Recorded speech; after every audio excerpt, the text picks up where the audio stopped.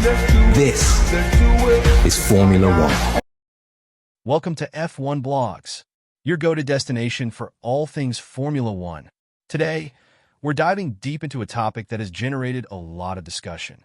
Daniel Ricciardo's departure from Red Bull Racing and the implications for both him and the team as they move forward. Daniel Ricciardo's departure from Red Bull.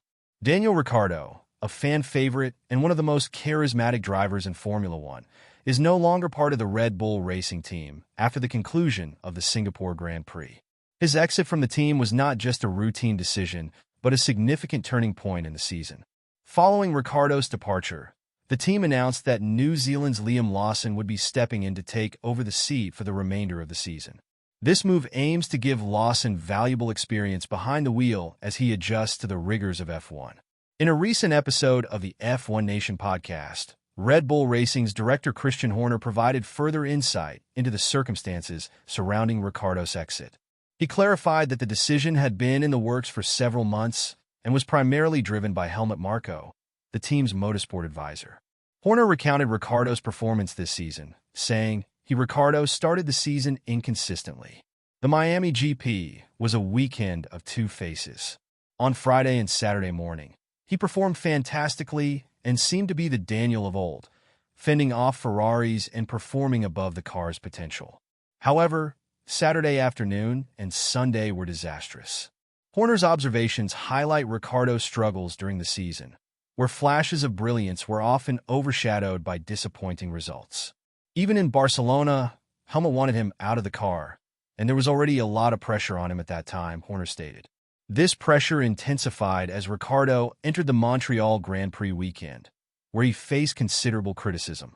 Horner noted that Jacques Villeneuve, the Canadian racing legend, provided Ricciardo with some motivation during that race. When we got to Montreal, it was the beloved Jacques Villeneuve who pushed him to perform better, making it a tough weekend for him. That definitely motivated him, as we could see from how he drove that weekend. He had a great weekend, so I told Ricciardo to call Jacques before every Grand Prix, Horner added with a hint of humor. Despite a momentary resurgence, Ricciardo's inconsistent performances ultimately sealed his fate within the Red Bull team. Horner explained that the team's decision was made with the long-term future in mind. All drivers are under pressure to perform, but the reason Daniel was in that car was to be in a position to step up if Checo wasn't performing, he said. The future of Red Bull Racing. As the team looks ahead to the remainder of the season, they will be fielding Japanese driver Yuki Tsunoda alongside the young and promising Liam Lawson. The 22-year-old Lawson will now have the opportunity to establish himself in Formula One over the coming races. With the eyes of both Marko and Christian Horner on him, Lawson has a chance to prove his worth and secure his place in a highly competitive environment. This transition also emphasizes Red Bull's commitment to nurturing young talent and developing the next generation of drivers. With Lawson stepping into the spotlight, the team aims to create a strong foundation for the future, especially as the 2026 regulations loom on the horizon. Max Verstappen's controversial comments. In the midst of Ricciardo's departure, another story has captured the attention of the Formula One world.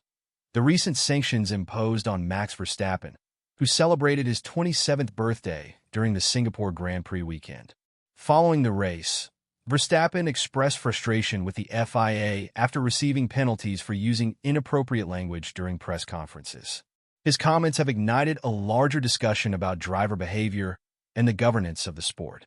Verstappen's remarks about feeling screwed and the implications of such language have raised eyebrows among fans and officials alike. In an increasingly scrutinized environment, the penalties have led Verstappen to contemplate his future in Formula One. He stated, if that starts to get ruined, then he is the type of person who, when he says, well, that's it, will have no problem walking away. This sentiment has resonated with many in the paddock, prompting discussions about the balance between maintaining professionalism and allowing drivers to express their true feelings. Verstappen's comments indicate a growing frustration with what he perceives as an excessive regulatory environment. Jos Verstappen's take on the sanctions. Adding to the debate, Max's father, Jos Verstappen, has publicly criticized the FIA's decisions. Following a fourth-place finish at the Eastern Belgium Rally, Jos referred to the sanctions as the most ridiculous thing ever. He also drew parallels with the rallying world, citing a similar situation where Sebastian Ogier faced penalties for criticizing officials. Joss emphasized, "I don't think the FIA is doing very well, but I won't say too much about it." The Verstappen family's grievances reflect a larger sentiment within the paddock, as several drivers have rallied in support of Max. Many believe that the FIA's enforcement of rules, particularly regarding driver conduct, is becoming overly stringent, leading to an environment of fear and hesitation among competitors. FIA's defense and future implications. In response to the backlash, Mohammed bin Sulayem, president of the FIA, has defended the organization against accusations of being overly punitive. He pointed out the improvements made in motorsport governance, claiming that the FIA has launched various programs aimed at training stewards and race directors. "We will never receive credit. Impossible. We're just thrown under the bus. I know that," bin Sulayem stated in an interview. He expressed his frustration that while everyone else in the sport benefits from the FIA's efforts, the federation itself often receives little recognition. "If you look at it, everyone has made money with the FIA. Everyone except the FIA. Everyone takes the credit except the FIA," he remarked, highlighting the challenges faced by the governing body in maintaining a fair and enjoyable sport.